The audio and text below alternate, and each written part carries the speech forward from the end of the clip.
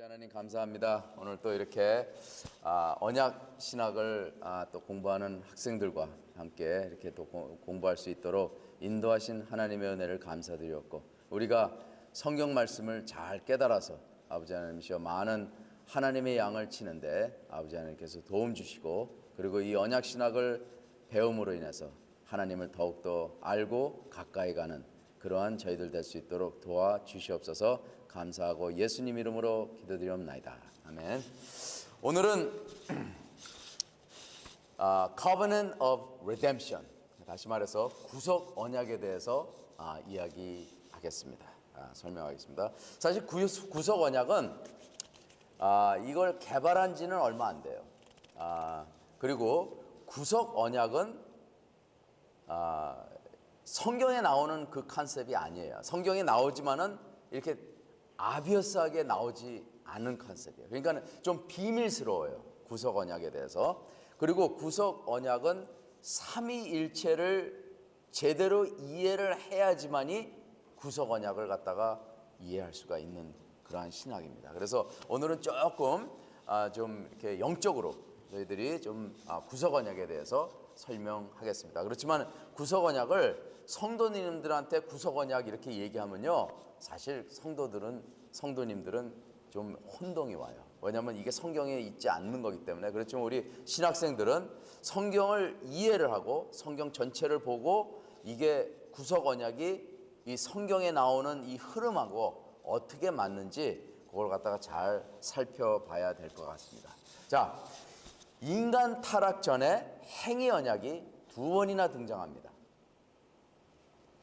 처음에 저희들이 얘기한 것처럼 행위 언약, 아담과 하나님과의 언약, 그게 하나고, 그 다음에 이제 보면은 첫 번째 행위 언약은 하나님과 독생자 아들 예수 그리스도의 언약, 곧 삼위일체 언약 또는 구속 언약이라고 한다. 그렇게 우리가 삼위일체 언약 아니면 구속 언약, 그래서 저희가 구속 언약이라고 이제 이 과목에서는 이야기합니다. 구속 언약은 아버지와 아들 사이의 행위 언약이라고 클라인은 말했습니다. 두 번째 언약은 우리가 배웠던 시 하나님과 아담의 언약이에요. 이거는 벌써 배운 거고, 하나님과 아담의 행위 언약은 모든 언약의 기초가 되고, 또 성경에 나오는 구원론, 이신칭의, 복음과 매우 깊은 신학적인 관계가 있습니다. 행위 언약은 은혜 언약과도 구별을 이루고 있고, 이러한 비교가 성경에서 나오는 율법과 복음의 대조가 성경을 이해하는 데 중요한 역할을 합니다. 그래서 우리가 먼저 행위 언약을 배운 것은 곧 구속 언약이 왜 필요한지 우리가 배운 것이에요. 그래서 구속 언약이 이 행위 언약과 은혜 언약을 조화롭게 이루어질 수 있는 그러한 역할을 한다는 것입니다. 행위 언약이 파괴되지 않은 한 은혜 언약이 존재할 수 없고, 인간 타락 후에 이루어진 모든 하나님과 인간과의 언약은 은혜 언약 안에 존재한다. 그래서 행위 언약이 있어야지 그 다음에 은혜 언약이 있는 것이지, 행위 언약 없이 은혜 언약이 처음부터 등장할 수가 없다는 거예요. 왜냐하면 우리 인간은 행위 언약을 이룰 수 없는 그러한 존재이기 때문에, 우리가 행위 언약을 이룰 수 없기 때문에 은혜 언약이 나타난 거예요. 그리고 은혜 언약이 은혜가 된 거예요. 그래서 은혜 언약이 행위 언약 다음에 나오는 게 중요하다라는 그러한 이야기입니다. 구속 언약, 행위 언약, 그리고 은혜 언약, 이렇게 차례대로 나옵니다. 모두 서로 연결되어 있습니다. 아담 언약으로 시작하여 예수 그리스도의 새 언약으로 진전되는 것이 종말론적인 새 예루살렘 언약의 예표가 된다.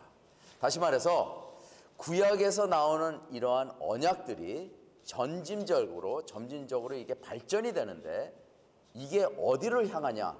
예수 그리스도를 향하고, 그리고 마지막 종말 새 예루살렘으로 향합니다. 다시 말해서 구약에 나오는 예루살렘은 종말에 나오는 새 예루살렘의 모형을 따고 있다는 거예요. 그래서 그 구약에 나오는 예루살렘 성전은 모든 그러한 장식과 물건들과 그리고 예배의 모든 그러한 절차들, 이런 것들이 곧 종말에 있는 새 예루살렘을 향하는 예표다, 그렇게 모형이다, 그렇게 얘기할 수가 있습니다. 그래서 종말하고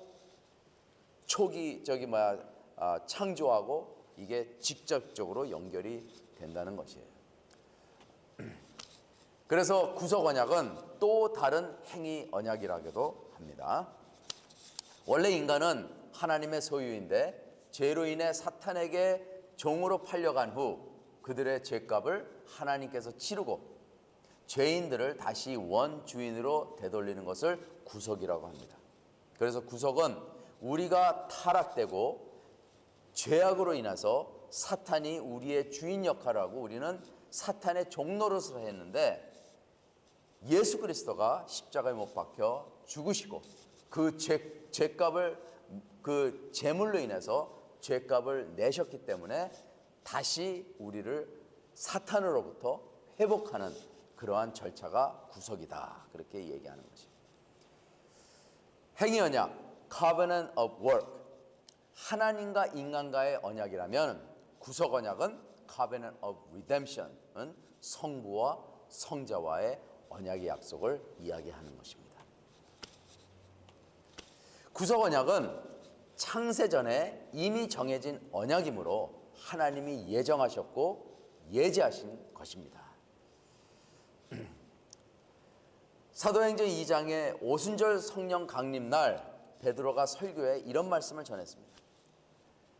사도행전 2장 23절 24절에 이렇게 얘기했어요. 그가 하나님께서 정하신 뜻과 미리 아신 대로 내준 바 되었거늘 너희가 법 없는 자들의 손을 빌려 못 박아 죽였으나 하나님께서 그를 사망의 고통에서 풀어 살리셨으니 이는 그가 사망에 매여 있을 수 없었음이라. 여기서 그가 하나님께서 정하신 뜻이라고 그랬고 미리 아신 대로 내준 바 되었다라고 이야기합니다. 성자가 성부의 뜻을 받아 죽기까지 순종하는 것은 그냥 우리의 죄를 사하는 것보다 더 큰 의미가 있다는 것이에요. 홀턴은 구속 언약을 이렇게 정의했습니다. 그러나 구속 언약은 삼위일체의 위격들 사이에 영원한 언약이다. 아버지는 아들을 자신의 백성 안에 임하게 하고 아들을 그들의 중개자로 택하여 성령을 통해 백성들이 구원의 믿음을 갖게 하셨다. 따라서 삼위일체가 맺은 영원한 이 언약은 이미 인류의 타락을 고려하고 있었다. 저주받은 인류 중에서 선택된 사람들은 나머지 사람들보다 더 낫거나 자격이 있는 것이 아니다. 하나님은 자신의 자유에 따라 공의와 자비를 모두 나타내셨을 뿐이다. 구속 언약은 이 구속 드라마의 개막작이다. 그래서 구속 언약은 삼위일체 하나님, 아들, 성령님과의 약속이고 그리고 그들의 관계를 나타내는 그러한 언약이다, 그렇게 이야기할 수 있습니다. 행위 언약과 은혜 언약이 인간 역사와 시간 속에서 만들어졌다면 구속 언약은 창세 전에 곧 시간과 공간을 넘어선 영혼 속에서 만들어졌다. 하나님은 영원한 현재 속에서 임재하신다라고 했습니다. 성부 하나님은 구원을 계획하셨고 성자 하나님은 구원을 이루셨고 마지막으로 성령 하나님은 구원을 실행하셨습니다. 우리가 하나님께서 창조하실 때 하나님께서는 계획하시고 예수님은 말씀으로 명령하시고 그리고 성령님은 그 말씀을 따라서 실행하셨습니다. 마찬가지예요. 여기도 구원을 이루시는데 하나님은 항상 계획하십니다. 그리고 성자 하나님은 구원을 이루셨습니다. 직접 몸으로 이 땅에 오셔가지고 하나님의 계획의 구원을 이루신 것입니다. 근데 그것을 누가 도와줬냐? 성령님께서 도와주셨어요. 오파머 로버슨은 이 구속 언약이 역사적으로 많이 연구되지 못한 특별한 언약이라고 이야기했습니다. 아버지와 아들 사이에서 창조 전에 맺힌 언약은 구속 언약, 영원한 언약, 평화의 조언 또는 구속의 조언으로 다양하게 지정되었다. 이 특별한 언약은 16세기와 17세기 개혁자들의 언약 신학에서 특별한 발전을 찾지 못했다. 그러나 그것은 그 이후로 언약 신학자들 사이에서 널리 알려지게 되었고 연구되었다. 다시 말해서 이 구속 언약에 대해서는 나온 지 얼마 안 되는 개념입니다. 그동안 몰랐어요. 그러다가 이 구속 언약에 대해서 발견돼 가지고 이것을 연구하는데 앞으로도 이 구속 언약에 대해서 연구할 그러한 논의가 많이 있다는 겁니다. 왜냐하면 이것은 굉장히 새로운 특별한 그 언약을 나타내기 때문에 여기에 대해서 이제 PhD, 이 구속 언약에 대해서 만약에 PhD를 한다면은 많은 그러한 연구 자료가 나올 수도 있다는 것입니다.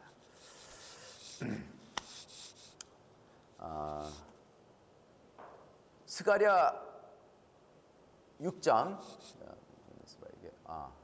이게 틀렸네. 차례가 좀 틀렸어요. 구약 성경으로 본 구속 언약, 성경이 구속 언약에 대해서 구체적으로 다룬 경우는 없습니다. 구속 언약이라는 말이 성경에 나오질 않아요. 그렇기 때문에 구속 언약은 성경 전체를 봐가지고 이게 구속 언약이다 하는 것 같다 이해를 합니다. 그렇지만은 또 제가 말씀드리고 싶은 것은 구약에 나오는 말씀하고 신약에 나오는 말씀을 통해서 이 구속 언약을 이해할 수 있는 그런 부분적인 성경 말씀들이 있다는 거예요. 그래서 스가랴 6장 11절에서 13절에 그런 내용이 나옵니다. 한번 읽어보겠습니다. 은과 금을 받아 면류관을 만들어 여호사닥의 아들이 대제사장 여호수아의 머리에 씌우고 말하여 이르기를 만군의 여호와께서 이같이 말씀하시되 보라, 싹이라 이름하는 사람이 자기 곳에서 돋아나서 여호와의 전을 건축하리라. 그가 여호와의 전을 건축하고 영광도 얻고 그 자리에 앉아서 다스릴 것이요 또 제사장이 자기 나라의 자리에 있으리니 이 둘 사이에 평화의 은원이 있으리라 하셨다. 이렇게 얘기했습니다. 좀 의문이 되는 말씀이죠. 그죠? 의문이 되는 말씀이에요. 스가랴는 BC 583년에 바사왕 고레스의 포로 귀환 허가 칙령이 반포된 후에 쓰여진 선지서입니다. 스가랴는 그때 당시에 바벨론에서 이스라엘 민족이 나와서 예루살렘으로 향해서 가는데 스가랴가 그때 나오는 선지자 곧 제사장이었다는 것입니다. 이스라엘 백성들은 포로 생활에서 돌아와 예루살렘 성전을 재건하는데 힘썼지만 주위의 악한 세력들이 성전 재건을 방해해 성전 건축이 지연되면서 16년 동안 방치되었습니다. BC 520년에 스가랴와 학계 선지자들이 성전 재개업을 부르짖으며 성전 재건 사업을 강력하게 추진해서 약 4년 만에 제2성전이 완공되었습니다. 스가랴 선지서는 성전의 재건축을 격려하기 위한 말입니다. 글입니다. 백성들에게 메시아의 성취를 예언함으로써 하나님의 나라에 대한 소망을 주는 글이기도 합니다. 12절에 접어들면서 보라, 싹이라 이름하는 사람이라고 했는데 이 싹은 장차 오실 메시아가 한 남자로 성육신할 것을 염두에 둔 표현입니다. 이 싹이라는 사람이 여호와의 전을 건축하리라 예언하였어요. 13절에 물론 여기서 얘기하는 것은 이 예언이라는 것은 항상 그래요. 구약에서 예언하는 것은 바로 그 시대에 이루어지는 것을 한 단계로 봅니다. 그리고 예언은 항상 그 후에 또 이루어지는 그 단계가 몇 단계가 이렇게 있어요. 그래서 주로 보면은 그 당시에 이루어지는 것이 있고 그리고 신약에 접어들면서 이루어지는 게 있고 예수 그리스도를 예언하면서 이루어지는 게 있고 그리고 종말에 가서 또 이루어지는 게 있습니다. 오늘 이 스가랴 말씀이 그래요. 봐요. 이제 13절에 반복하여 또 여호와의 전을 건축하고 영광도 없고 그 자리에 앉아서 다스릴 것이요 라고 하였다. 이 표현이 이제 제2의 성전이 마무리하는 것을 예언한 것이고 그리고 이 표현이 예수의 몸된 성전을 예언하는 것이고 또 예수의 몸인 교회를 가리키는 것입니다. 나아가서 새 예루살렘을 가리키는 그러한 이야기입니다. 그리고 13절을 마무리하면서 스가랴 선지자는 이 둘 사이에 평화의 은원이 있으리라 라고 하였는데 페스코는 이 둘 사이를 서로 다른 두 인격체 아버지와 아들로 보았습니다. 그래서 평화를 이루리라. 두 사이에 이 내용이 주고 받고 그렇게 했다는 겁니다. 그래서 예수 그리스도께서 하나님의 우편에 앉아 계셔서 둘이서 이런 것을 의논한 거예요. 그러니까 우리 인간으로 생각해서는 그런 거지. 그걸 갖다가 이제 선지자 스가랴는 그렇게 적은 거예요. 표현을 한 거예요. 그러니까는 아버지와 아들과의 어떠한 의견을 이게 지금 결론을 내는 그러한 표현을 한 것입니다. 싹이라 이름하는 자는 여호와의 전을 건축하고 영광도 없고 그 자리에 앉아서 다스릴 것이다. 이렇게 세 가지 특징이 있는 것이 주목해 여호와의 전이란 곧 예루살렘을 가리킨다고 풀이하였다. 그러니까는 한 단계, 두 단계, 세 단계, 종말까지 이걸 이야기할 수 있는 것입니다. 대제사장인 메시아가 그의 우편에 앉아 이 둘 사이에 평화의 은원을 하였는데 이 내용이 매우 언약적입니다. 여호와 메시아는 영원토록 언약을 맺으셨는데 이는 하나님께서 다윗에게 주신 임시적 언약의 약속에서 드러났다. 그리고 대제사장 여호수아의 왕관은 하나의 모델로서 이 삼위일체적 언약의 궁극적이고 종말론적인 성취를 가리킨다. 그렇게 이야기했습니다.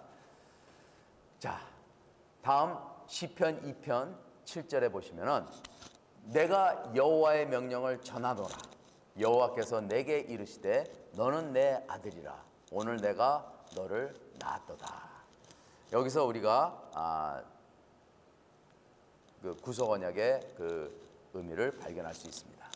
시편 2편에서 발견되는 이 언약은 이스라엘 왕자의 정당한 다윗 후계자에게 왕의 정당성과 정체성을 부여하고 높은 권위를 세워준다. 너는 내 아들이라고 여호와 하나님께서 말씀하셨습니다.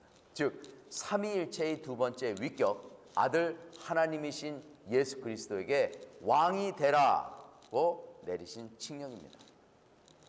페스코는 시편 2편을 이렇게 정리하였습니다. 시편 2편은 정당한 다윗 후계자 곧 왕으로 취임하여 열방을 다스리시는 그리스도의 메시아적 예언을 주장하였다. 그러나 그리스도의 취임식과 하나님의 칙령은 대담한 선언이 아니라 분명한 언약 안에 담겨 있다.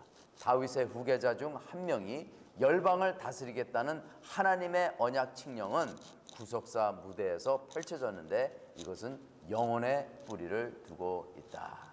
그래서 우리 보통 보면 오늘 하는 그날 얘기를 하는 게 아니라 이 저 스피치에서 today 하는 속으로 얘기하는 것이 이런 무엇을 얘기하는가 하면 선포를 얘기하는 거예요. 선포. 오늘날 내가 너를 왕으로 취하겠다. 이런 선포를 얘기하는 거예요. 언약적 선포라고 얘기합니다. 시편 110편에 나오는 시편이 아주 굉장히 언약적이에요.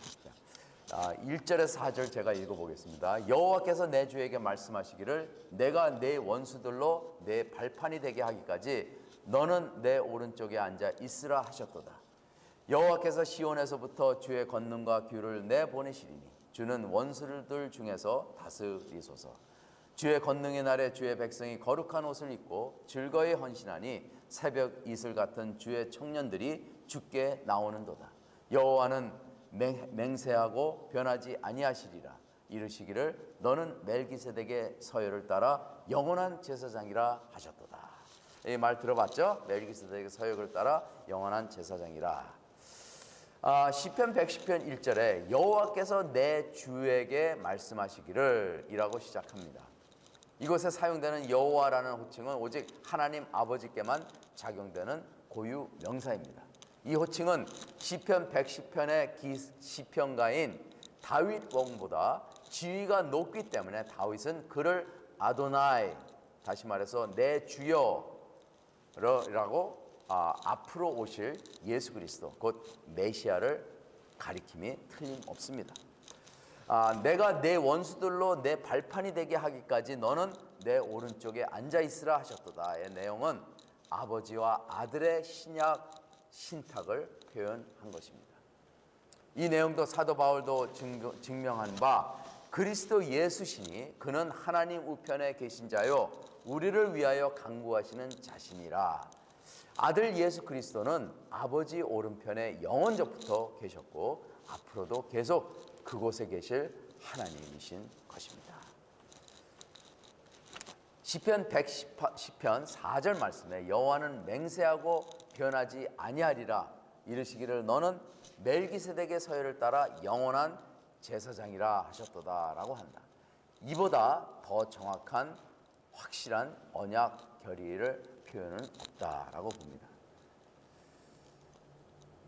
시편 히브리서 7장 22절에 예수는 더 좋은 언약의 보증이 되셨느니라 그렇게 얘기합니다.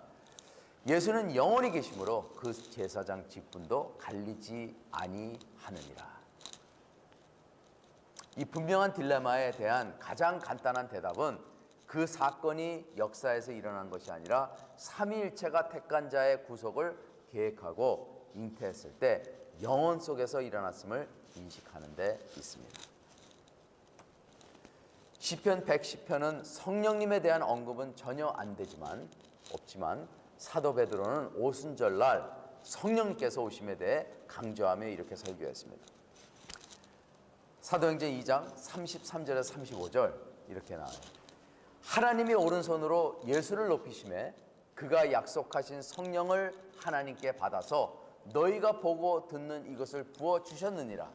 다윗은 하늘에 올라가지 못하였으나 친히 말하여 이르되 주께서 내 주에게 말씀하시기를 내가 내 원수로 내 발등상이 되게 하기까지 너는 내 우편에 앉아 있으라 하셨도다 하였으니 이렇게 얘기합니다. 구속 언약은 은혜 언약의 안정과 견고함의 원인입니다. 이 언약적 관계는 연대순으로 실행될 뿐만 아니라 논리적으로도 실행됩니다. 따라서 하나님의 말씀 속에서 생산되는 구속 언약의 단계가 은혜 언약 이전이어야 합니다.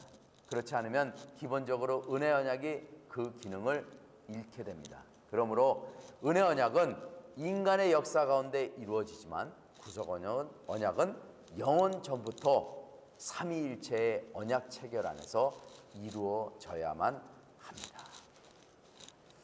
에베소서는 다른 서신과 가만 요것도 저거 차례가 틀렸네요. 이렇게. 자, 신약 성경에서 이제 본 구속 언약을 말하겠습니다. 에베소서 1장 4절에 보면은 에베소서는 다른 서신과 달리 교회 안에서의 문제들을 다루지 않고, 그러니까는 고린도전서나 뭐 다른 서신들을 이렇게 보면은요, 갈라디아서 이렇게 보면은 교회 안의 문제들을 많이 다뤄요. 근데 에베소서는 교회 안에 대해서 문제는 얘기하지 않아요. 다른 서신과 달리 교회 안에서의 문제들을 다루지 않았고, 교회 세움의 중요성을 강조하고 언약의 백성에게 향한 하나님의 섭리와 계획의 비밀을 밝히며 믿는 자들의 소명에 대해서 다루었습니다. 그래서 에베소서는 영적으로 굉장히 파워풀해요. 그죠? 네. 구속 언약을 제대로 정의하기 위해서 중요한 질문이 있다. 삼위일체 하나님께서 유대인들과 이방인들을 언제 선택하시고 예정하시고 구원하셔서 새 예루살렘에 임하고 영생하게 허락하셨나? 이게 질문입니다. 사도 바울은 이 문제에 대해서 에베소서 1장 4절에 곧 창세 전에 그리스도 안에서 우리를 택하사 우리로 사랑 안에서 그 앞에 거룩하고 흠이 없게 하시려고 그렇게 이야기하였습니다. 또한 창세 전에 우리를 택한 것이 그리스도 안에서 이루어졌다는 것을 분명히 밝힙니다. 창세 전에 프로, 카타, 볼레스, 코스모라는 표현은 구약에 나타나지 않지만 신약에는 여러 곳에 나타납니다. 창세 전에 하나님이 자신의 아들에 대한 사랑을 표현하였고, 창세 전에 하나님께서 세우신 예수님에 대한 목적을 말씀하셨고, 창세 전에 어린 양의 생명책에 기록한 이름들을 읽어내렸습니다.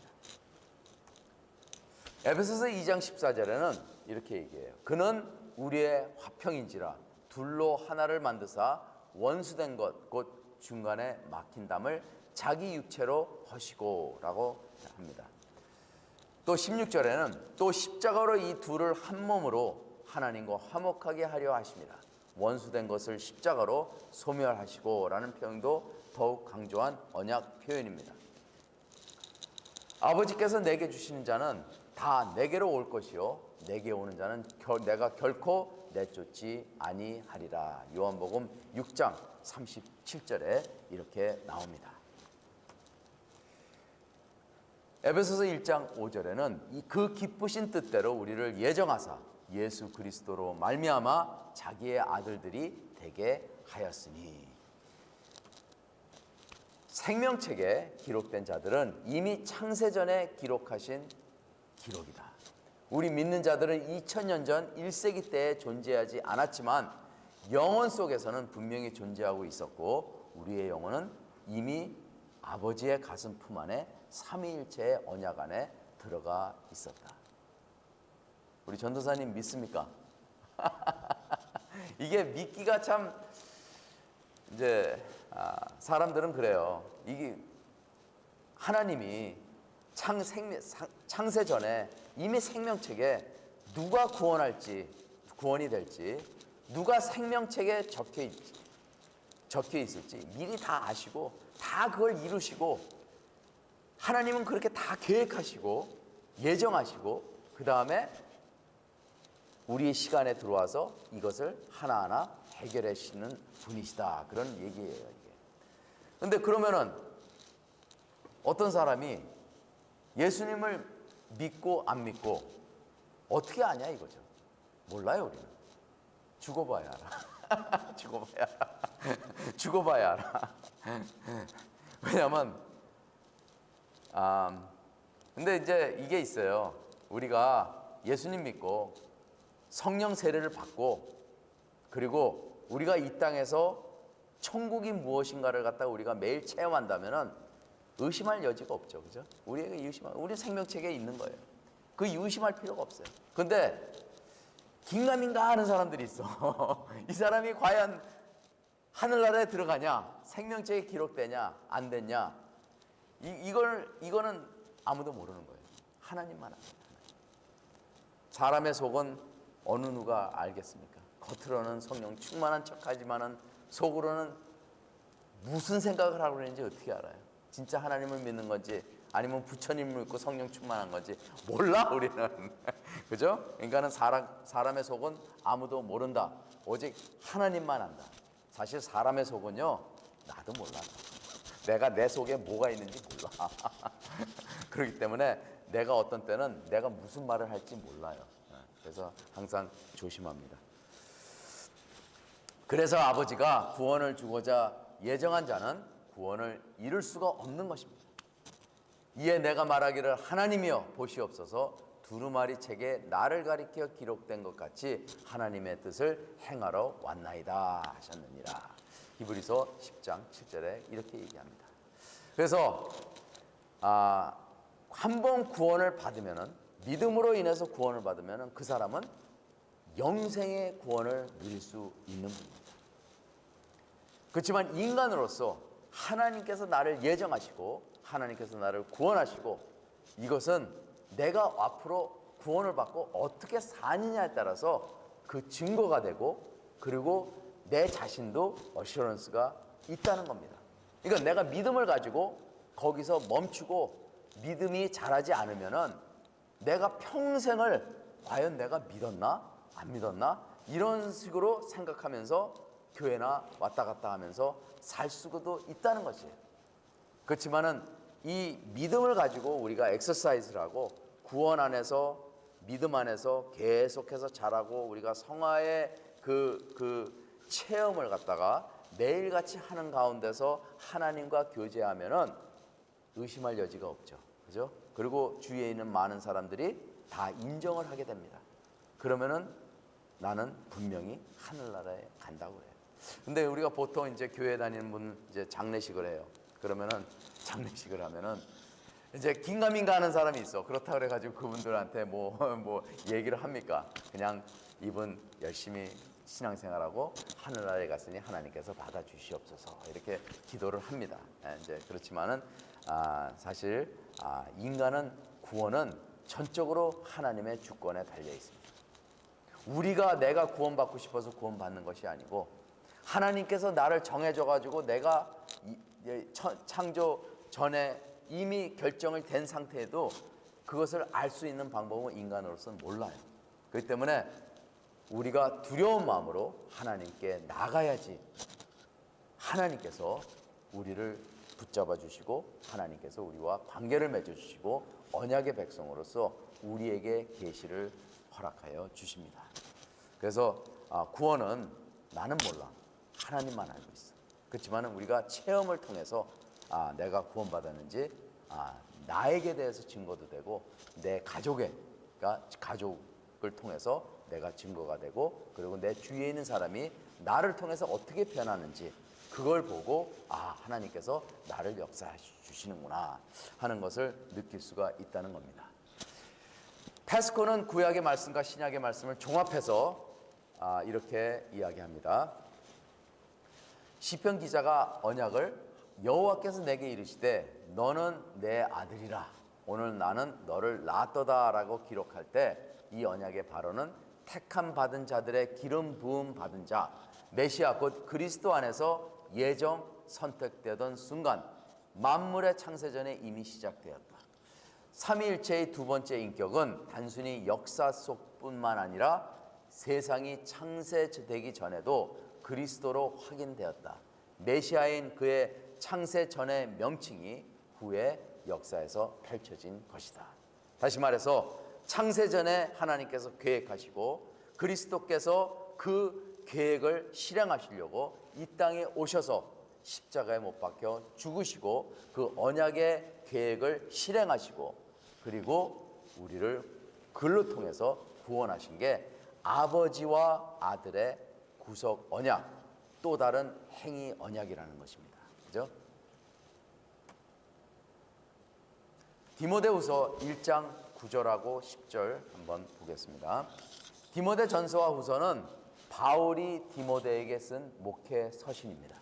다시 말해서 바울이 마지막으로 쓴 서신이 바로 디모데 전서하고 후서다 그렇게 얘기를 해요. 어떤 사람은 신학자들은 디모데 전서와 후서를 바울이 마치지 않았대요. 왜냐하면 디모데 전서와 후서는 이렇게 내용을 보면요, 바울이 이야기하는 이름들 있잖아요. 이름들이 다른 서신들과 다르다는 거예요. 그러니까는 먼 훗날에 나온 사람들이 디모데 전서와 후서에 등장한다는 겁니다.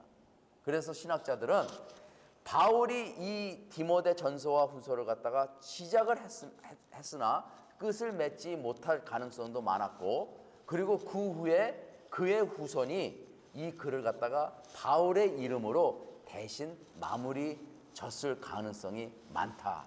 왜냐하면 그때 그 후에 나온 등장 인물들이 디모데 전서와 후서에 나오기 때문에 그런 것입니다. 그래서 그때 당시에는 이 바울의 서신이라고 그러면 모든 사람이 읽어야 되니까는 모든 사람이 읽어요. 그렇기 때문에 바울의 이름을 들고 디모데를 갖다가 쓴 책이다. 그렇게 이야기하는 그 경우도 있습니다. 그렇지만은 디모데 전서와 후서는 다른 서신들하고 그 맥락이 같아요.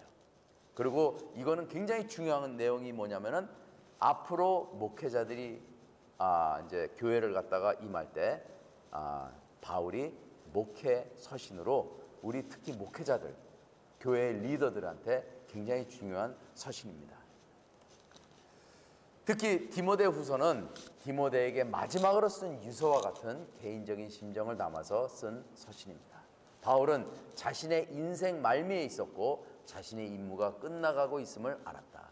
제가 아까 얘기한 것처럼 디모데 전서와 후서는 바울이 마지막으로 다 마치지 않을 가능성도 있어요. 그렇지만은 어떤 신학자들은 디모데 전서와 후서는 바울이 썼다 이렇게 얘기를 하는 사람도 있기 때문에 여기서 얘기하는 것은 디모데 후서는 디모데에게 마지막으로 쓴 유서와 같은 서적이다 그렇게 이야기를 하는 것입니다. 디모데는 어렸을 때부터 유대인인 어머니의 가르침을 받았고 바울의 후계자로서 에베소 교회 목회자로 보냈습니다.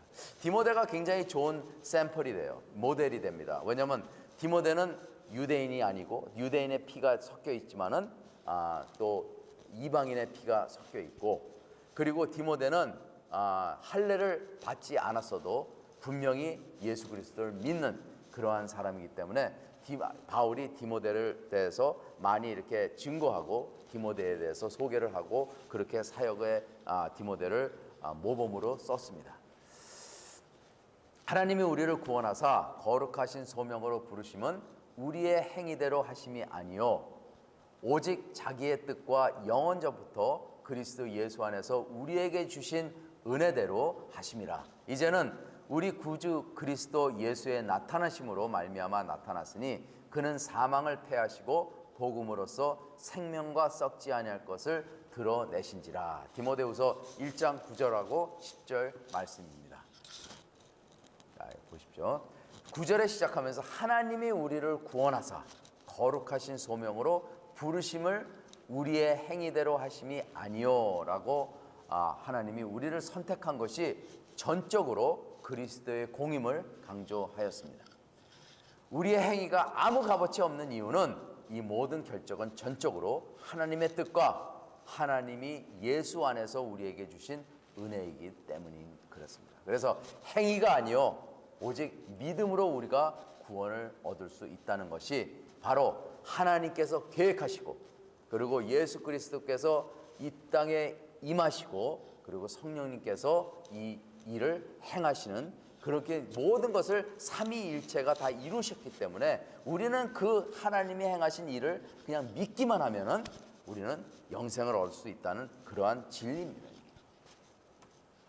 여기서 더욱 강조되는 것은 영원 전부터 이 일이 진행되었다는 것이다. 영원 전부터는 헬라어로 스로논, 아이온, 이온. 옛날에 헬라어를 배웠는데 잘 이게 좀 잘 안 되네요. 모든 영원부터 from all eternity라는 뜻이 담겨져 있습니다. ESV English Standard Version 영어 성경은 시대가 시작하기 전, 다시 말해서 before the age begin 이라고 해석했습니다. 디모데가 이미 하나님의 구원과 부르심을 받았다면 에베소의 대적자들의 위협은 대수롭지 않아 보인다. 하나님은 그리스도 안에서 자기 자신과 세상의 사이를 화목하게 하셨지만 그 전 시간이 시작하기 전 디모데는 이미 하나님의 은혜와 부르심의 수령자였다. 디모데의 현재의 어려움은 이러한 위대한 진리와 비교할 때 아무것도 아니다. 여기서 얘기하는 것은 무엇입니까? 내가 이 땅에서 천국을 누리고 내가 이 땅에서 하나님을 믿고 그리고 내 주위에 있는 사람을 변화를 시키고 그리고 나를 통해서 사람들이 구원을 얻는다고 생각해 보세요. 그러면 나에게 무엇이 있습니까? 하나님이 나를 선택하시고 예정하시고 나를 거룩한 백성으로 삼으시고 그리고 언약의 백성으로 삼으셨다는 그런 확신이 생겨요. 왜냐하면 특히 목사로서 내가 설교할 때 사람들이 은혜를 받잖아요. 그러면 사람들이 하나님의 말씀에 그런 확신이 들어가지만은 나한테도 나를 통해서 성령님께서 인도하셔가지고 많은 사람들이 은혜를 받는구나 하는 그런 게 있기 때문에 나한테 확신이 더 있어요. 더 생겨요. 그러면은 천국의 비밀이 나한테 있고 내가 영생을 살고 이미 하나님께서 미리 예정하신 그러한 모든 것이 내 안에 있는데 이 세상의 유혹과 이 세상의 핍박이 대수롭지 않다는 거예요. 별로 어렵지 않다는 거예요. 그걸 핸들하기가. 죽음이 무섭지 않다는 거예요. 죽음이 무슨 소용입니까? 어차피 우리 모두 다 죽는데, 그죠? 어차피 우리 모두가 죽는데 우리는 천국을 누린다는 겁니다. 네. 자, 그리스도께서 제자들에게 내 아버지께서 내게 언약하신 대로 너희에게 언약한다. 누가복음 22장 29절라고 말씀하실 때 우리는 성경의 비유를 통해 그분이 선택한 백성들 그리고 그 백성들로 구성된 그리스도의 왕국이 이미 시간이 시작되기 전에 그에게 언약으로 약속되었다는 것을 알 수 있다. 그러니까 이거 반복적으로 계속해서 나오는 말씀이 뭐냐면은 하나님께서 우리를 미리 세우셨다는 거예요. 하나님께서 자기가 원하는 사람들을 우리를 갖다가 부르고 예정하시고 부르시고 우리를 선택해서 거룩한 백성을 이루셨다는 거예요. 그런데 사도 바울이 이래요. 내가 가서 전파하지 않으면 어떻게 그 귀가 들리고 내가 가서 전도하지 않으면 누가 그것을 듣고 구원을 받겠느냐 이렇게 또 얘기해요. 이것은 뭐예요? 하나님이 예정을 하셨지만은 우리가 가서 말씀을 선포해야 되고 우리가 가서 전도를 해야 되고 우리가 가서 제자를 삼아야 된다는 거예요. 그것이 하나님의 명령이에요. 이해가 되세요? 그러니까는 우리가 가만히 있는다고 저 사람이 믿어지지가 않는다는 거야. 우리가 가서 그 사람한테 전도를 해야지만이 그 사람이 그것을 받고 안 받고는 하나님께서 정하고 우리는 말씀을 선포해야 된다는 거예요. 그것까지도 다 하나님께서 예정을 하셨다라는 뜻입니다.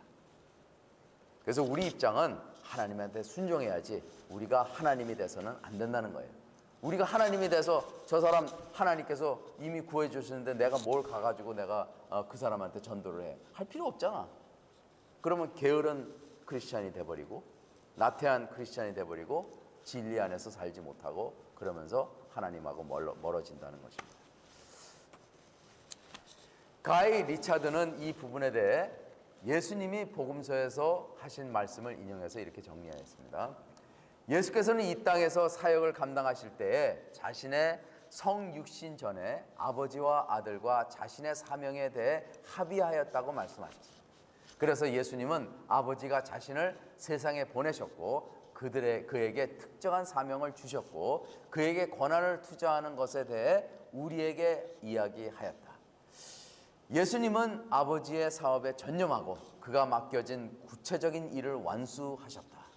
이 모든 것들은 택하신 자의 구원에 대해 삼위일체 안에서 합의가 이루어졌음을 시사하며 이 합의는 바로 구속 언약이 구체화함을 드러낸다. 그래서 예수님은 평소에 사역하실 때 항상 예수님이 주장하는 게 있습니다. 나는 내 뜻대로 이것을 하는 것이 아니라 아버지의 뜻대로 하신다. 그렇게 얘기하세요. 이것은 내가 이미 때가 아니다라는 것은 내가 내 의지로 하는 것은 하나도 없고 다 아버지께서 계획하시고 아버지께서 나에게 미리 말씀하신 대로 나는 행한다. 이걸 갖다가 얘기를 하는 거예요. 그러니까 구속 언약의 그 맥락과 예수님이 행한 행동들을 이렇게 관찰해 보면요, 정확히 맞아 떨어집니다. 네. 재밌어요? 우리는 구약에서 스가랴 6장 13절, 시편 2편 7절, 시편 110편을 살펴보았고 신약에서 에베소서 1장 4절과 디모데후서 1장 9절 10절을 보아 구속 언약 존재에 대해서 해석학적으로 설명하였다. 페스코는 이 모든 것을 모아서 이렇게 결론을 했습니다. 좀 길어요. 이 목적, 계획 혹은 또는 언약은 그리스도와 단절된 임의의 선택이 아니었다. 오히려 삼위일체 하나님의 구성원들 사이에서 사랑으로 이루어진 선택이고, 예정된 자들의 영혼뿐만 아니라 역사 속에서도 그리스도와 연합될 것임을 예언한 사실이다. 그리스도는 인간의 육체를 입으시고 율법에 순종하시고 고통받아 죽으시고 죽음에서 일어나시고 하늘에 올라가시어 아버지 우편에 앉으실 것이며, 그곳에서 그분의 신부들을 구속하기 위해 성령을 부어주실 것이다. 성령께서는 그리스도의 성취된 일을 시행하시고 신자들을 그분의 영원한 임재로 인치하실 것이다. 이것은 그들의 마지막 구속 계약의 보증이 될 것이다. 다시 말하면 삼위일체 하나님께서 한 민족을 영혼 안에서 택하시고 구속하시겠다고 언약하셨고, 그것은 역사의 사실로 나타난다. 이건 종합적으로 파스코가 이야기한 사실입니다. 그래서 성령님은 예수님과 같이 동행하시면서 예수님의 명령을 따라서 병도 고쳐주시고 문둥병도 나게 하시고, 그리고 눈도 고쳐져서 장님도 보게 하시고 벙어리도 말을 할 수 있게 하시고 바다가 소동이 쳐도 잠잠하게 하시고 이렇게 5천 명을 먹이시고, 이러한 기적들을 이룰 수 있는 것은 예수님의 말씀으로 그것을 명령하셨기 때문에 성령님이 그 모든 행함을 하셨다는 거예요. 그 성령님이 예수님이 승천하셔서 하늘나라에 올라가셔서 하나님의 우편에 앉아 계시고 하나님의 인정 안에 우리 새로운 새 언약의 백성들로 인한 이 땅의 나라가 계속해서 유지되기 위해서 성령님을 보내십니다. 그래서 우리는 성령님으로 인해서 교회가 세워지고 구원을 받고 성령님이 계속해서 행함을 하신다는 것입니다. 그래서 성령님께서 우리가 복음은 전파하지만은 우리 말이 나가지만은 그 말을 따라서 성령님이 역사하시고 성령님이 구원하시고 성령님이 그 사람을 변화시킨다는 것이에요. 그죠? 네. 그렇기 때문에 믿음이죠. 행하는 건 전부 성령님이기 때문에. 그죠? 네. 그래서 우리가 삼위일체의 그 뜻을 잘 알고 구속 언약을 알면은요 아주 파워풀합니다. 네. 비록 성도님들에게 구속 언약이라고 이야기를 안 해도 그 뜻을 우리가 완전히 소화하고 알고 그것을 갖다가 선포하고 하나님의 계획을 말씀하면요 많은 사람들이 은혜를 받습니다. 그죠? 그래서 참 한 학생이 여기서 졸업했다고 그러더라고. 참 아쉽다.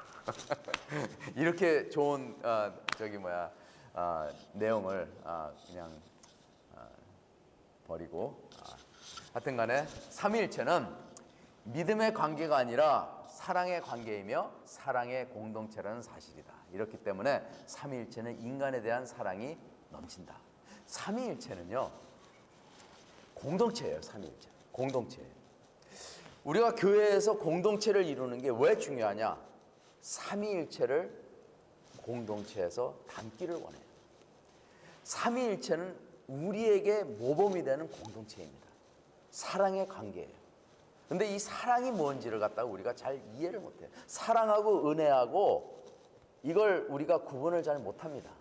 은혜가 사랑인 걸로 알아요. 그렇지만은 행위 언약에서 사랑의 관계는 은혜가 없습니다. 그걸 아셔야 돼. 사랑은 행위 언약 안에 있는 거예요. 하나님이 아담하고 언약을 맺은 것은 사랑의 관계입니다. 거기 안에는 은혜가 없어요. 왜냐하면 아담은 타락을 안 했기 때문에, 죄가 없기 때문에 은혜가 거기서 역할을 하지 못합니다. 그죠?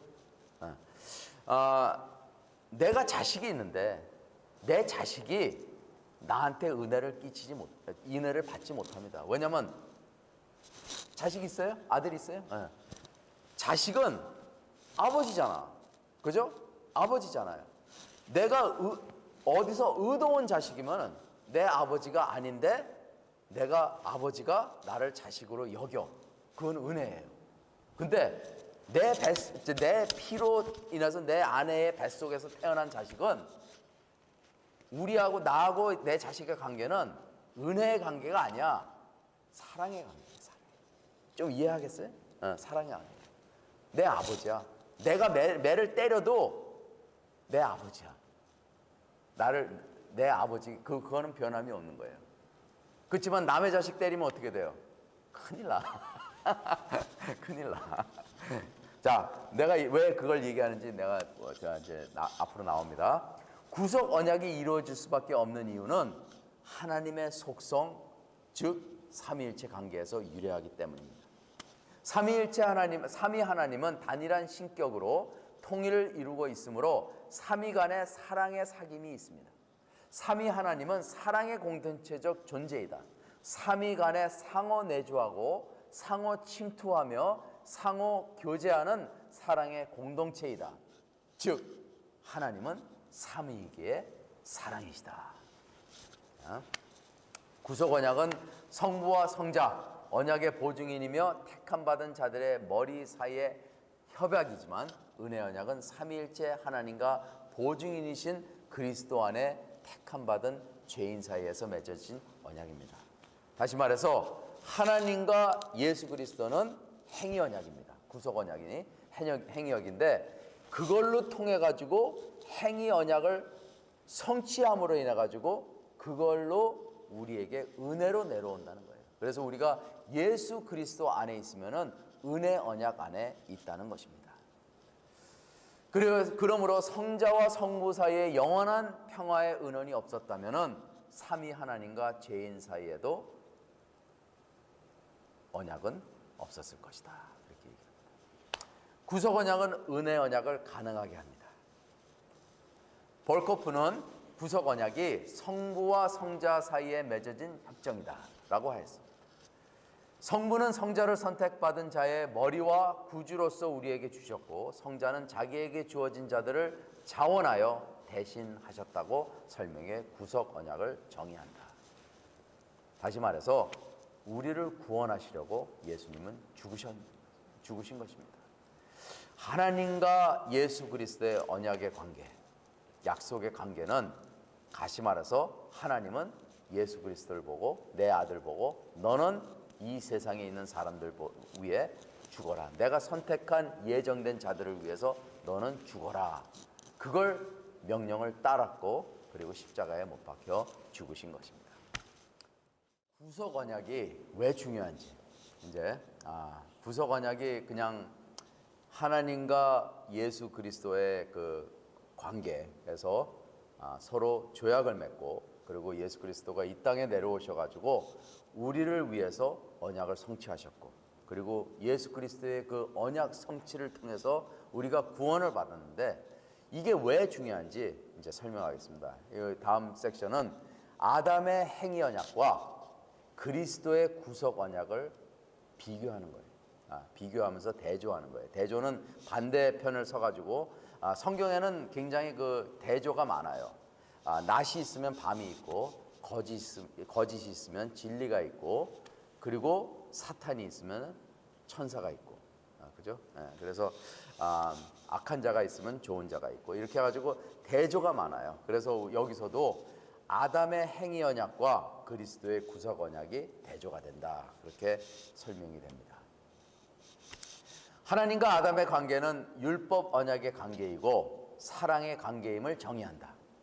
죄 없는 인간은 은혜를 깨우칠 수 없다고 보고 하나님과 타락 전의 아담과의 관계는 은혜 언약의 필요성을 못 느낀다. 아까 얘기한 것처럼 내 자식이 나를 은혜로 보질 않아요. 내 자식이 내 자식에게 돈을 주고 학비를 주면은 그걸 당연하게 여겨.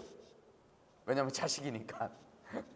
내가 뭐 재산을 갖다가 물려줘도 하나도 아깝지 않아. 내가 사랑하는 자식이니까. 그죠? 그리고 자식도 아버지한테 뭐 재산을 받는 거 뭐 그렇게 뭐 은혜롭다. 그게 은혜롭다. 그렇게 안 봐요. 그냥 당연히 받는 걸로 알아. 자식이니까. 그게 사랑의 관계예요. 그게 사랑의 관계.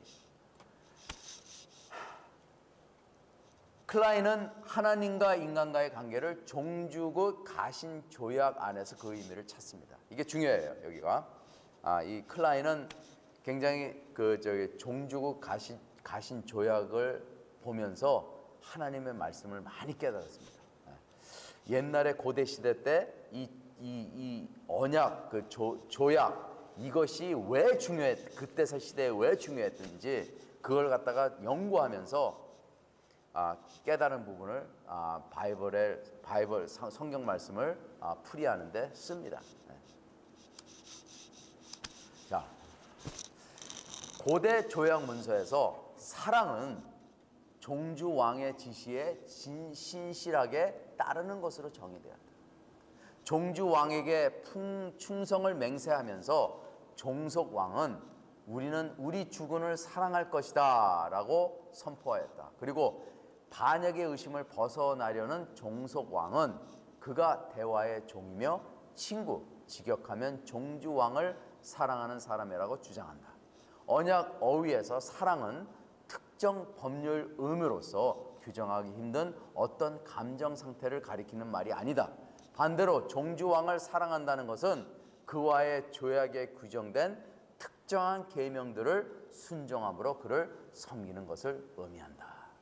이해하겠어요? 이해하겠어요? 왜냐하면 또 아까 설명했듯이 나하고 자식과의 관계를 한번 생각해 보세요. 내 자식이 있어. 근데 내 자식한테 내가 무슨 말을 해요. 그러니까 자식이 아버지를 사랑하면은 아버지 말을 진지하게 듣습니다. 내가 뭘 줘서도 아니고 자식이니까. 그리고 내가 쉽게 부탁을 해요. 그럼 내 자식은 내 말을 들을 줄 믿어요. 물론 내가 무리한 부탁을 하면은 듣질 않아요. 내 딸도 있는데 내 딸을 뭐 하면은 아빠 나 싫어 그렇게 얘기해. 그것도 자식하고 저 관계예요. 날 사랑하기 때문에. 근데 이제 보통 보면은 무리한 부탁 아니면은 다 들어줘요. 그렇죠? 다 들어줘요. 왜냐면 사랑하니까. 여기서 그걸 얘기하는 거예요 지금. 종주 왕과 왕가의 사이, 그러니까 강한 나라와 약한 나라의 왕이 그 조약을 맺을 때 사랑의 관계를 주장합니다. 그리고 복종을 주장해요. 내가 나의 말을 잘 듣고 복종을 하면은 내가 나를 사랑한다는 것을 증명을 한다 이렇게 얘기해요. 예수 그리스도 우리한테 그러죠. 내가 나를 사랑하면 내 계명을 따르라 그렇게 얘기해요. 그것이 여기서 나옵니다. 바울이 예수의 대표 사역을 언약적 용어로 이해하고 예수와 아담을 대표자로서의 평행선으로 이해한다. 이것은 무슨 말이냐면 아담 안에서 모든 사람이 죽은 것 같이 그리스도 안에서 모든 사람이 삶을 얻으니라. 고린도전서 15장 22절에 나옵니다. 아담이 앞장서서 옛 질서를 대표한다라고 하고 그리스도가 앞장서서 새 질서를 대표한다라고 해서 이 아담과 그리스도는 대표자의 역할을 한다는 것이에요.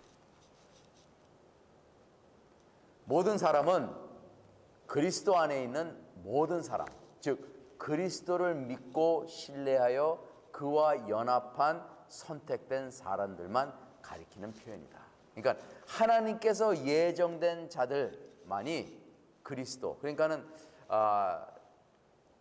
칼빈 신학에서 limited atonement이라는 말이 있는데 그것은 예정된 자. 그러니까는 구원은 모든 사람들한테 다 이루어지는 것이 아니고 하나님이 추수한 사람들만, 예정한 사람들만 예수님이 그들을 위해서 죽었고 그들을 위해서 이 언약을 성취했다. 그렇게 이야기하는 것입니다.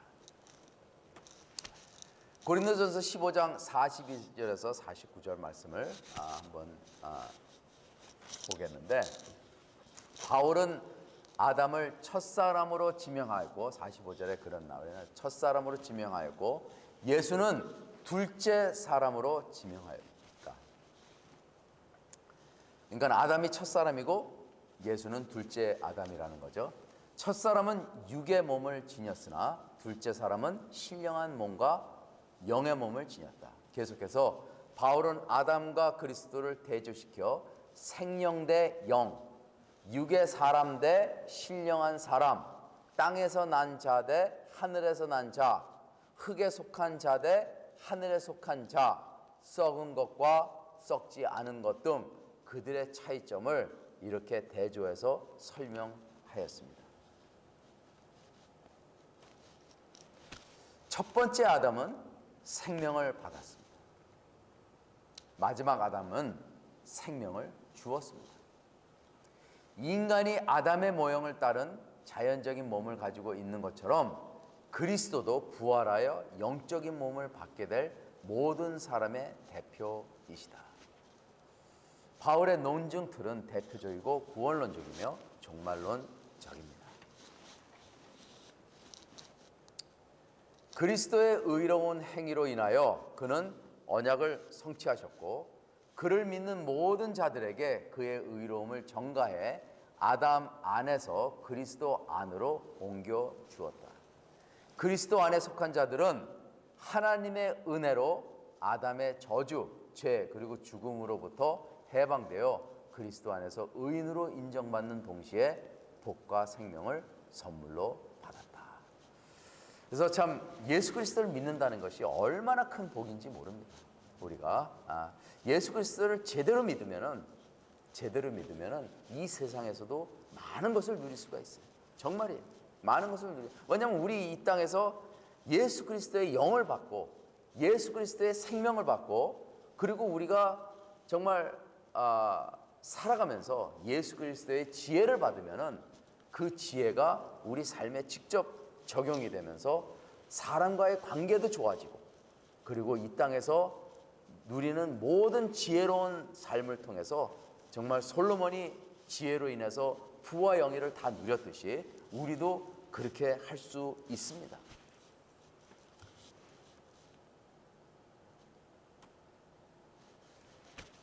다음 섹션은 아담의 죄의 정가와 그리스도의 의의 정가에 대해서 이야기합니다. 정가라는 말 알죠? 정가라는 말. 로마서 5장 12절에 그러므로 한 사람으로 말미암아 죄가 세상에 들어오고 죄로 말미암아 사망이 들어왔나니 이처럼 모든 사람이 죄를 지었으므로 사망이 모든 사람에게 이르렀느니라.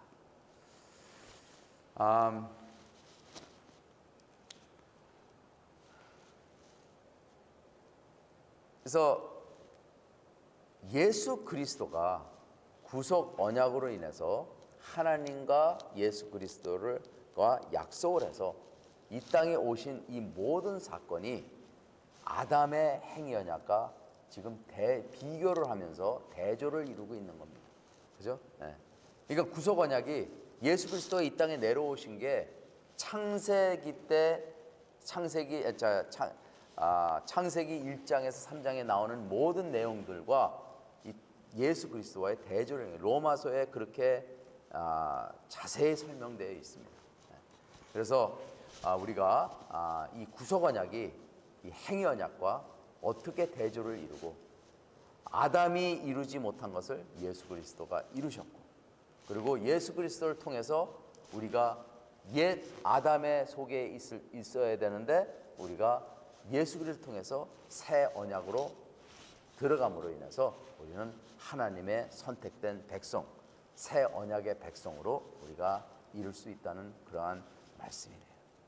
그래서 이제 하나님께서는 이러한 것을 이런 체계적인 언약적으로 우리가 아담 안에서 있는 가운데서 예수 그리스도 안으로 옮기는 그러한 이전 것은 지나갔으니 보라 새 것이 되었도다 하는 그러한 선포 안에서 우리가 예수 그리스도 안으로 어떻게 들어가는지 그 과정을 설명하는 것입니다. 그래서 이러한 비교가 굉장히 중요해요. 우리가 설교를 할 때 죄에 대해서 설교를 하잖아요. 그러면은 의에 대해서 설교를 같이 이렇게 해야 돼요. 그러니까는 이 설교를 할 때도 아니면 누구한테 설명을 할 때 이렇게 대조하면서 빛과 그리고 어두움을 갖다가 이렇게 얘기하면서 잘 이렇게 설명하면 굉장히 이해하기가 쉬워요. 그래서 여기서도 보면은 아담의 죄와 그리스도의 의 이러면서 이렇게 대조를 이루는 그러한 것을 이렇게 설명할 때 이해가 하기가 쉽습니다. 여기에서 이제 아담의 죄의 정가와 그리스도의 의의 정가가 네 가지로 발표됩니다. 그동안 이렇게 오면서 이 정가라는 게 다시 말해서 도대체 아담의 죄가 어떻게 인간으로 전해졌냐 그걸 설명하기 위해서 이제 주장하는 이제 좀 이렇게 뭐라 그럴까 좀 철학적으로 이렇게 주장하는 사람들이 있고 그리고 성경적으로 주장하는 그러한 사람들이 있는데 한번 네 가지가 있는데 한번 봅시다. 첫 번째는 펠라기우스의 모방론입니다. 펠라기우스는 굉장히 자유신학자예요. 자유신학자. 이 사람은 이렇게 주장해요. 아담의 죄는 아담 자신에게만 해를 끼쳤으며 그 후손들은 아담의 범죄를 모방함으로써 각자 스스로 죄를 짓는다고 하여 원죄를 부인하였습니다. 다시 말해서 이 사람은 인간의 자유의지를 갖다가 굉장히 중요하게 얘기해요. 나의 선택을 굉장히 중요하게 해요. 그래서 이 사람이 주장하는 것은 아담의 죄를 지었기 때문에 그 자식들이 아담을 모방한 것이지 아담의 죄가 그 자식들에게 들어간 것이 아니다. 우리는 태어날 때부터 선하게 태어났다. 그렇게 얘기해요. 우리는 태어날 때부터 선하게 태어났고 우리는 죄를 지지 않을 수도 있지만은 우리가 우리 부모 보고 그리고 다른 사람이 죄 짓는 걸 보고 따라서 함으로 인해 가지고 우리가 범죄를 하는 것이다. 이렇게 얘기를 하는 거예요. 페스코는 모방론에 근본적인 문제가 있다고 했다. 바울은 아담의 한 번의 죄로 인하여 모든 사람이 죽게 되었으며 그것은 그의 죄로 인하여 발생했다는 사실을 6번이나 지적하였습니다. 다시 말해서 모방론이 성경에 맞지 않는다는 거예요. 그죠? 두 번째는 어거스틴의 실제론입니다. 어거스틴의 실제론. 조금 이해하기가 좀 쉽지 않아요. 왜냐하면 어거스틴은 굉장히 똑똑한 사람이었거든. 그러니까 어거스틴이 뭐를 주장하는 이게 성경적으로 이게 맞는 건지 안 맞는 건지 잘 이해가 되기가 좀 쉽지가 않아요. 그래서 내가 한번 이걸 갖다 이해를 시키려고 한번 적어봤는데 모르겠어요. 모든 인류가 아담 안에 실제적으로 임하였다고 해요. 모든 인류가 아담 안에 실제적으로 임하였다. 이게 무슨 뜻인지 이해하겠어요? 잘 이해 못하겠죠. 조금 더 설명해서 어거스틴의 관점에 따르면 모든 인류는 아담이 죄를 지었을 때 실제로 그 안에 존재했으며 따라서 모두가 죄를 지었다. 어거스틴에 따르면 원죄는 모든 인간이 물려받은 아담의 죄책으로 구성된다라고 했다. 그래도 잘 몰라. 자, 다시 말해서 죄책감으로 인간이 죄를 짓게 된다. 뭐 이런 것일 수도 있고 그리고 아담의 죄를 지었을 때 이미 그 후손들이 다 죄인이다 이렇게 얘기하는 수도 있는 거예요. 그죠? 근데 이게 조금 이게 철학적이면서도 이게 성경적인지 아닌지 그게 참 구별하기가 좀 쉽지가 않아요. 근데 이제 페스코는 이게 틀렸다고 얘기해요. 그러나 페스코는 이 실제론에 반대하였다. 왜냐하면 이 의견을 받아들인다면 아담과 그리스도의 평행 대조가 구조가 흐트러지기 때문입니다. 그래서 아담하고 그리스도가 대조를 이루는 그러한 평행선이 어거스틴의 신학을 따르면은 이루어질 수가 없다는 거예요. 그래서 받아들일 수 없다 이렇게 얘기하는 겁니다. 세 번째는 플라케우스의 중간 정가입니다. 중간 정가. 왜 중간 정가인지는 잘 모르겠어요. 플라케우스는 인류의 부패한 본성, 즉 선천적인 타락이 아담으로부터 파생했으며 인류가 정죄받은 원인은 아담의 죄 때문이 아니라 아담의 부패한 본성에 인류가 참여했기 때문이다. 이해해? 조금 좀 그렇죠. 나도 이거 있는데 mediate imputation 이거 있는데 조금 나도 솔직히 말해서 적긴 적었지만은 조금 이게 확실하게 이렇게 와닿지가 않아요. 사실 그렇게 중요한 건 아닙니다. 중요한 건 아니에요. 인간은 선천적으로 타락했고 아담으로부터 부패한 본성을 물려받았기 때문에 아담의 죄에 연루되었다. 죄를 지었기 때문에 죄의 죄책감을 느낀다.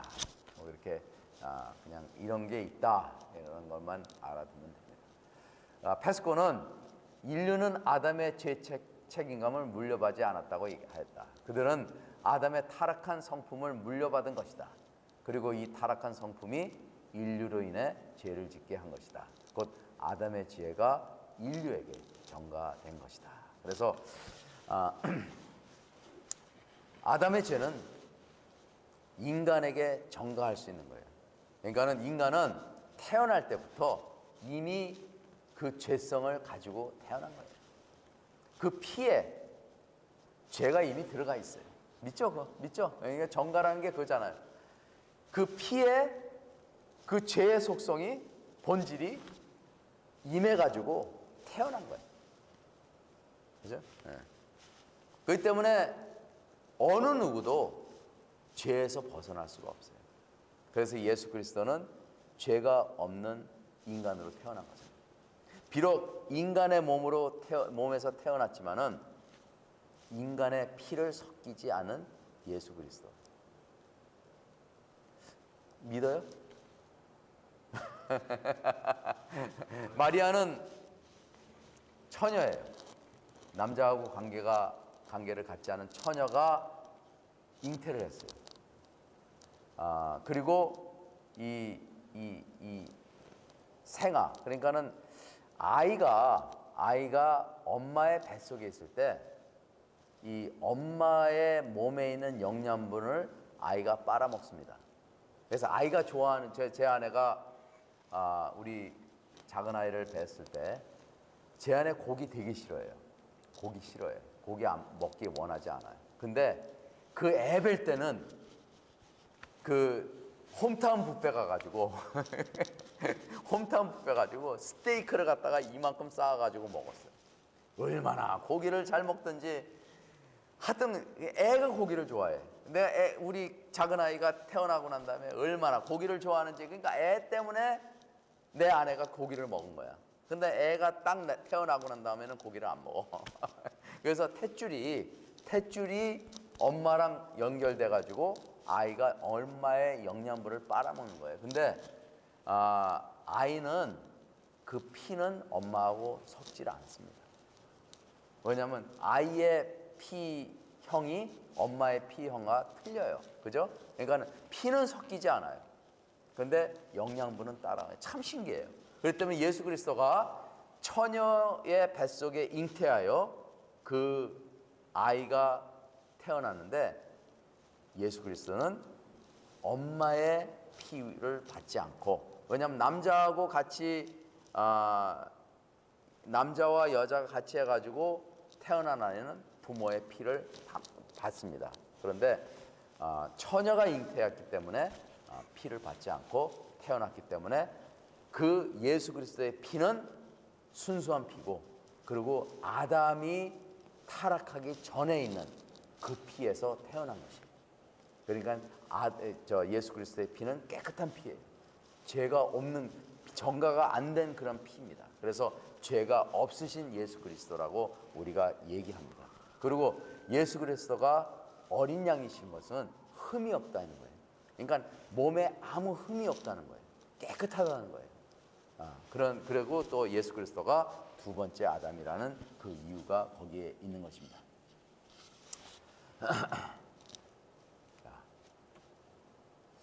네 번째는 우리 개혁 신학자들의 즉각적인 정가론을 이야기합니다.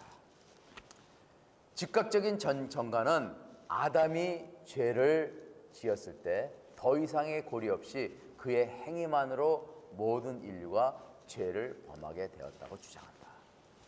즉각적인 정가론, immediate imputation.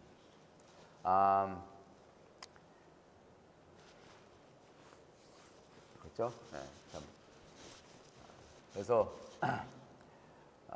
인간이 타락한 그 상태를 자식한테 전가하고, 그러니까 부모가 착해도 악한 사람이 태어나서, 왜냐하면 착하거나 악하거나 모든 인간은 다 죄에서 태어났기 때문에 그 죄에서부터 시작해가지고 어떻게 앞으로 살아가느냐에 따라서 더 악해질 수도 있고 선하게 살 수도 있고 그렇습니다. 그렇지만은 참 예수 그리스도를 믿는 자들은 하나님 안에서 선하게 살아야죠, 그죠? 의롭게 살아야죠. 예.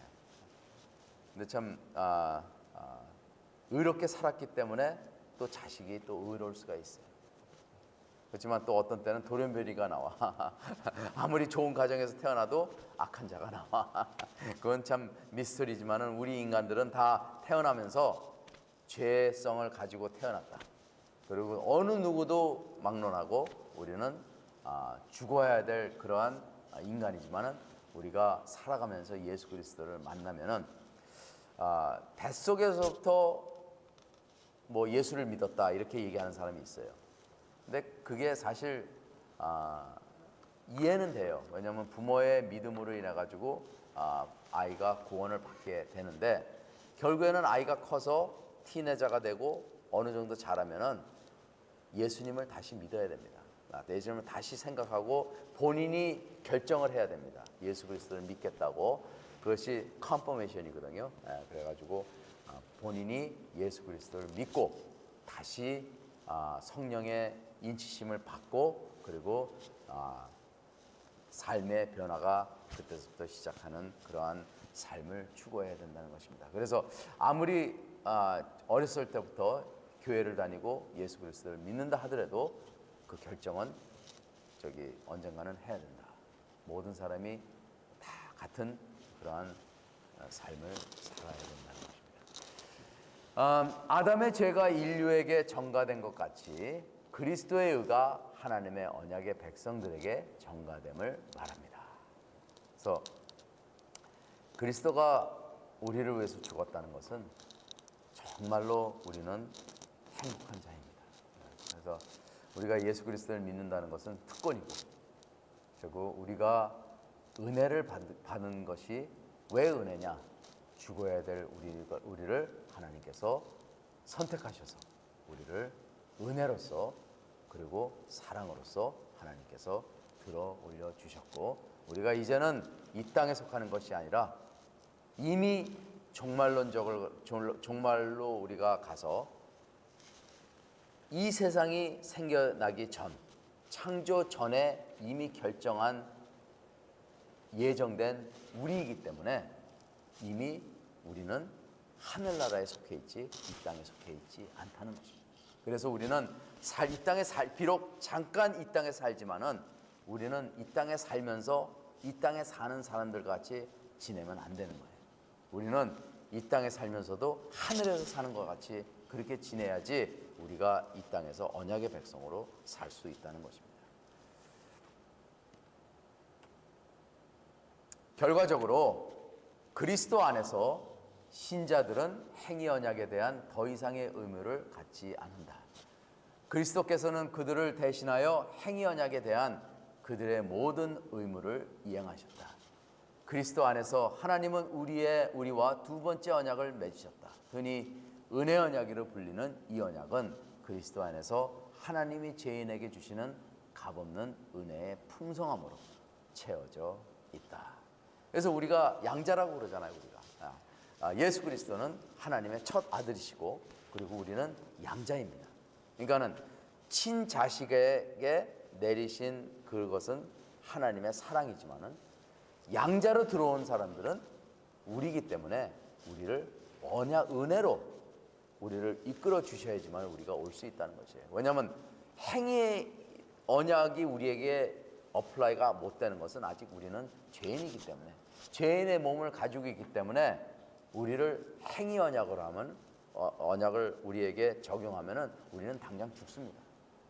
죽을 수밖에 없어요. 왜냐하면 행위 언약으로 하나님의 언약을 따를 수가 없기 때문에, 그 율법을 따를 수가 없기 때문에 우리는 죽습니다. 그런데 하나님께서 이미 그 행위 언약을 이루시고 그리고 그것을 우리에게 전가했기 때문에 우리는 예수 그리스도를 우리의 구주로 삼고 우리가 예수 그리스도를 믿음으로 인해 가지고 그 행위 언약의 모든 조건을 예수 그리스도께서 이루셨기 때문에 비록 우리가 지금은 죄인이고 죄를 질 수밖에 없는 그러한 타락한 인간이지만은 우리의 믿음을 보고 하나님께서 우리를 구원해 주신다는 것입니다. 그것이 바로 은혜예요. 그것이 은혜입니다. 자, 여기까지 오늘 여기까지 합니다. 퀴즈는 내가 대강 할게요. 구속 언약이 무엇인지 설명하세요. 쉽죠? 그리고 두 번째는 구속 언약이 왜 행위 언약이 되는지, 또한 왜 은혜 언약이 되는지 설명하세요. 여기서 얘기하는 것은 구속 언약이 왜 행위 언약입니까? 이것은 예수 그리스도와 하나님과의 관계, 죄가 없을 때 이루어진 이 관계는 행위 언약이다. 그리고 예수 그리스도를 통해서 우리가 새 언약에 들어오는 그 관계는 은혜 언약이다. 이렇게 얘기하면 됩니다. 삼위일체는 어떠한 공동체인지, 그리고 왜 구속 언약과 관계에 있는지 설명하세요. 삼위일체는 어떠한 공동체입니까? 사랑의 공동체입니다. 그리고 왜 구속 언약과 관계에 있는지, 그러면 사랑의 공동체고, 그리고 예수 그리스도께서 하나님의 말씀을 죽기까지 순종했기 때문에 그 죽기까지 순종한 것이 예수 그리스도가 하나님을 사랑하는 표현입니다. 그리고 언약의 표현이 우리를 사랑하는 표현이기도 합니다. 그러니까 첫 번째는 하나님을 사랑하는 표현으로 죽기까지 순종한 것이고, 우리를 위해서 죽었기 때문에 우리를 사랑으로 표현했기 때문에 그의 사랑의 행동으로 인해서 은혜가 우리한테 전가가 된 겁니다. 네 번째는 아담의 죄가 인류에게 전해지는 네 가지 주장이 무엇입니까? 아까 얘기했죠? 아까 펠레기우스, 그리고 어거스틴, 그리고 중간 정가, 그리고 직접 정가. 그렇죠? 그래서 네 가지 그것만 얘기하면 돼요. 아담과 그리스도가 모든 인류를 대표해 어떤 역할을 수행했습니까? 그리스도가 모든 인류를 대표해 어떤 역할을 수행했습니까? 그러니까 아까 대조 얘기했죠? 아담의 행위 언약과 그리스도의 행위 언약이 어떻게 대조가 되는지 그걸 설명해야 돼요. 아담은 생명을 얻었지만은 그리스도는 생명을 주셨다. 뭐 이런 식으로 아담은 육적으로 임했지만은 예수 그리스도는 영적으로 임했다. 뭐 이런 식으로 대조되고, 구속 언약과 행위 언약은 왜 대조가 되냐? 아담은 언약을 깨므로 인해서 우리에게 타락을 주었지만은 그리스도는 언약을 지킴으로 인해서 우리에게 구원을 주셨다. 이렇게 굉장히 파워풀하죠, 그죠? 이렇게 대조를 하면서 우리가 설명을 할 수 있으면은 굉장히 파워풀합니다. 그래서 이렇게 퀴즈를 적으시면.